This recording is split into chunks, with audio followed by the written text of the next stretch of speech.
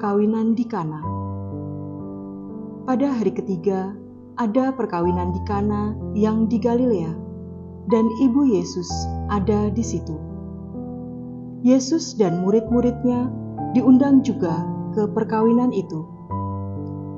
Ketika mereka kekurangan anggur, ibu Yesus berkata kepadanya, "Mereka kehabisan anggur."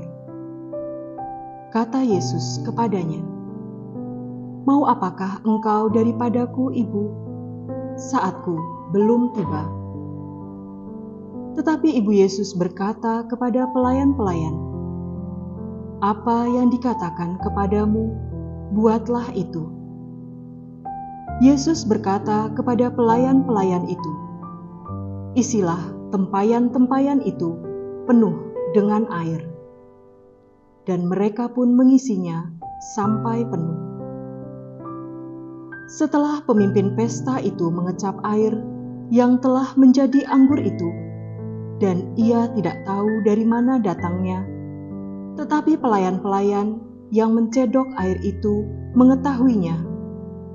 Ia memanggil mempelai laki-laki dan berkata kepadanya, "Setiap orang menghidangkan anggur yang baik dahulu, dan sesudah orang puas minum, barulah yang kurang baik.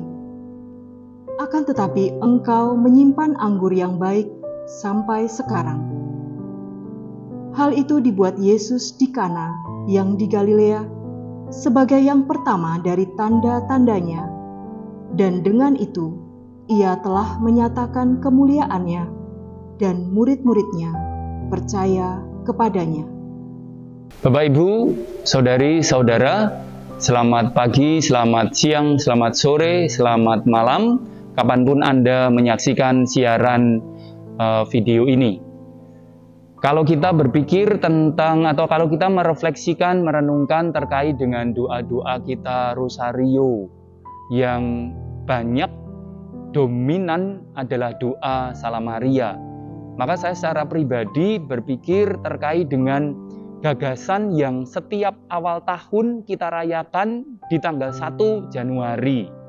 Di 1 Januari kita selalu merayakan perayaan, bahkan hari raya Bunda Maria, Bunda Allah. Yang bagi sebagian orang mungkin itu bermasalah, tetapi saya juga tidak akan bicara tentang masalahnya apa. Sekali lagi, Anda bisa membacanya dalam teks atau mengaksesnya lewat internet. Tapi satu hal yang menarik terkait dengan perayaan setiap 1 Januari terkait dengan Bunda Maria adalah Bunda Allah, satu hal. Bunda Maria bagi orang Katolik adalah Bunda pembawa rahmat. Dia membawa rahmat yang paling besar yang bisa dipikirkan manusia, yaitu Juru Selamat manusia, Tuhan kita Yesus Kristus. Dalam tradisi Gereja Katolik, Bunda Maria tidak hanya dianggap sebagai Bunda Allah, sebagai pembawa rahmat dalam bentuk atau dalam wujud Tuhan kita Yesus Kristus. Ada tradisi lain yang mengatakan Bunda Maria adalah tabernakel, karena sama seperti kalau kita pergi ke gereja atau kapel yang ada tabernakelnya, dalam tabernakel ada sakramen Maha Kudus. Maka sama seperti tabernakel, Bunda Maria pun membawa Sang Maha Kudus itu sendiri. Jadi bukan hanya sakramennya, tetapi Sang Maha Kudus itu sendiri. Maka Maria menjadi tabernakel. Tempat kekudusan itu bersemayam. Tapi Maria rupa-rupanya juga tidak hanya dikenal sebagai tabernakel. Maria juga dikenal sebagai bahtera. Karena kalau tabernakel gagasannya yang di dalam itu hal-hal yang suci, maka gagasan terkait dengan bahtera, kalau kita mau mengingat bahtera Nabi Nuh, maka gagasannya adalah bahtera yang hendak menyelamatkan semakin banyak ciptaan. Maka kita pun rasa-rasanya sebagai anak-anak Maria, karena setiap kali kita sembahyang kepada Bunda Maria, maka tentunya Bunda Maria melahirkan secara rohani kita yang menjadi putra-putrinya.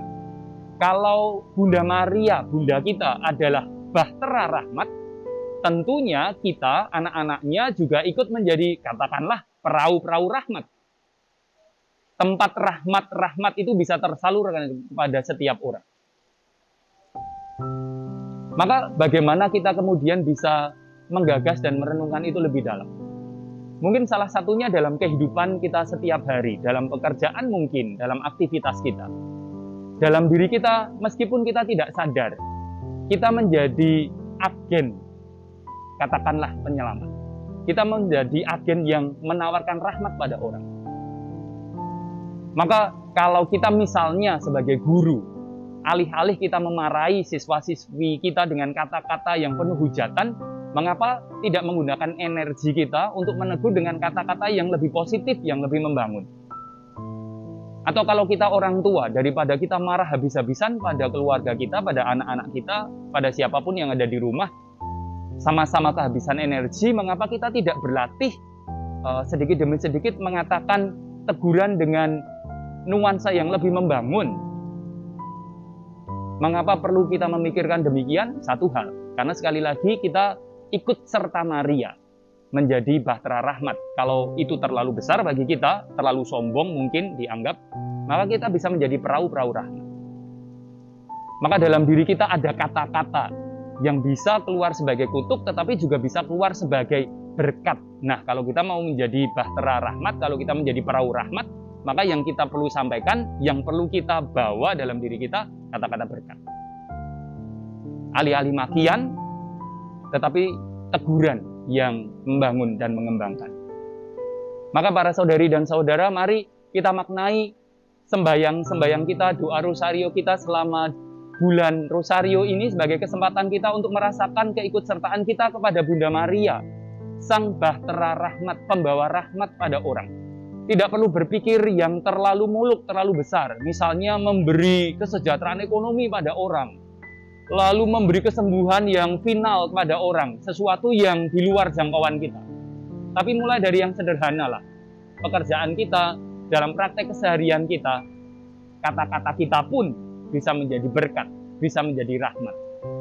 Maka marilah kita mulai dari kata-kata kita yang baik, yang menghibur, yang mendewasakan, yang membombong bagi setiap orang. Maka marilah jadi perahu-perahu rahmat, meneladan Bunda Maria, bahtera rahmat bagi setiap orang. Tuhan memberkati, berkah dalam.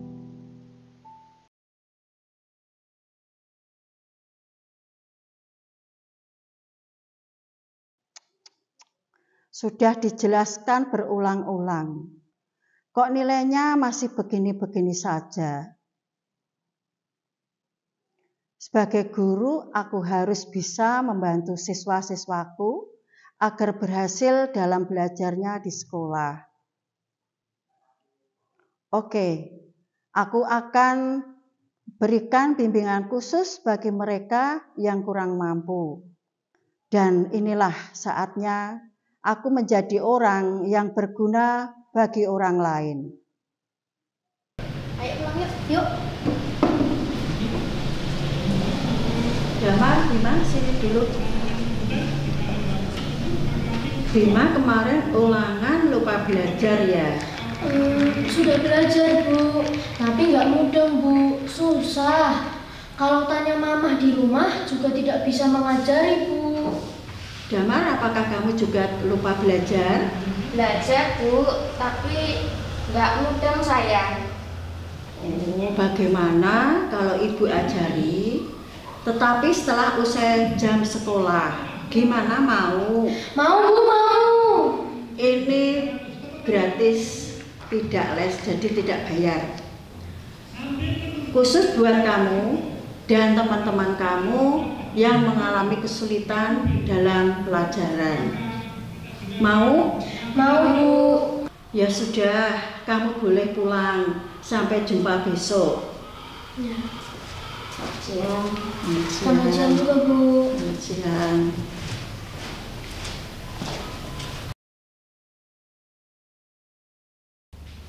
Gimana, sudah dikerjakan? Coba Ibu lihat punya Bimo. Oh ya, sudah? Bagus? Betul? Oke Bu. Punya kamu, Damar, seperti apa? Oh, ini salah. Harusnya ini ditambah ini, kemudian dikurangi ini. Kemudian dibagi sama yang belakangnya. Gitu, coba. Coba, kamu bisa lanjut lagi. berikutnya.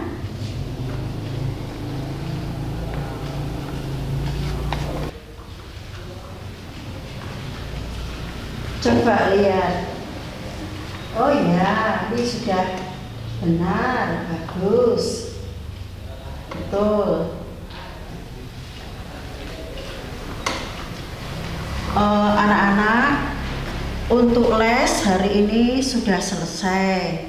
Kalian sudah bisa mengerjakan.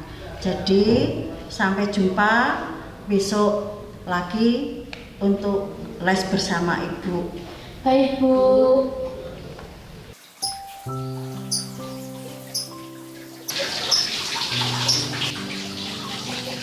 Bu, baru pulang.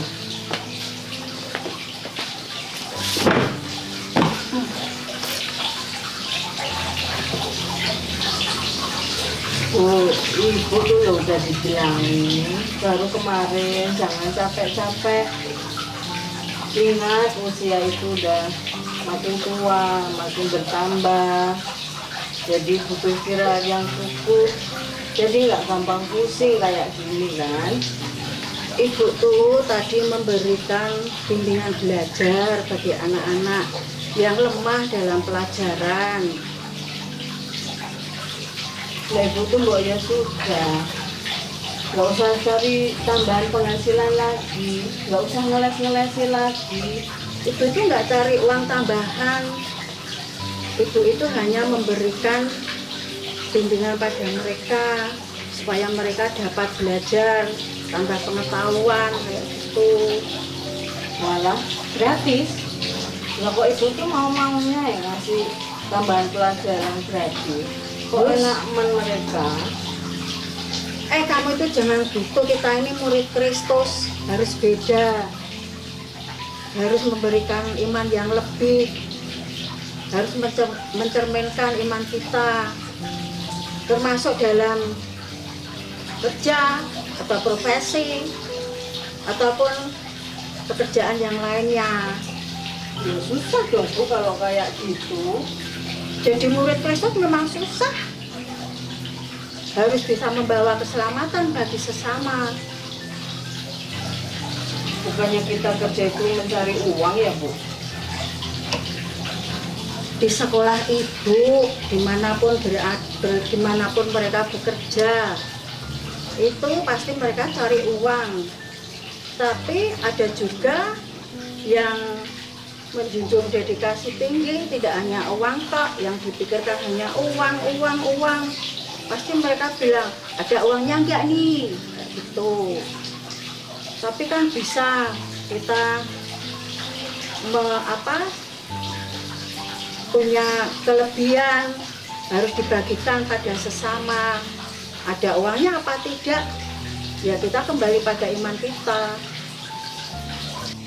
Oh gitu ya Bu? Ya iyalah, kembalikan kita pada iman kita. Kita ini murid Kristus, realisasikan imanmu dalam setiap hidupmu, juga dalam pekerjaan kita. Ya, ternyata begitu ya Bu, makna mewujudkan iman dalam perbuatan.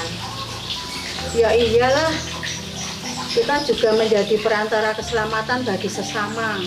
Ingat peristiwa kisah perkawinan di Kana, di mana Bunda Maria telah memberikan contoh untuk berinisiatif dan ambil bagian dalam penyelamatan terhadap sesama. Kita pun dituntut untuk itu. Oh, jadi yang Ibu lakukan itu sama saja dengan membawa keselamatan bagi anak-anak yang kurang mampu dalam pelajaran gitu ya Bu ya? Betul sekali. Anak bisa dalam pelajaran itu contoh konkret yang terjadi pada diri anak itu. Dan saat itulah kemuliaan Tuhan dinyatakan.